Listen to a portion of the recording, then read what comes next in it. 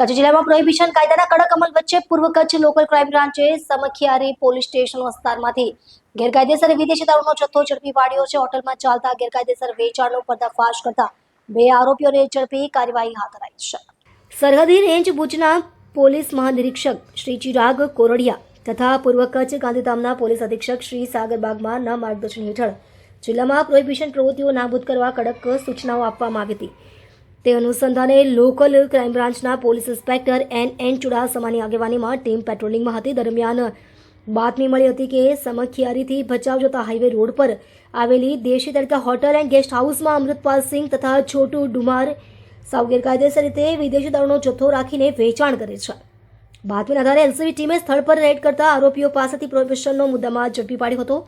બંને આરોપીઓ વિરુદ્ધ ગુનો દાખલ કરીને વધુ કાર્યવાહી માટે મામલો સામખિયારી પોલીસ સ્ટેશનને સોંપવામાં આવ્યો છે. સ્ટોરી ભરત ઠાકોર, કચ્છ.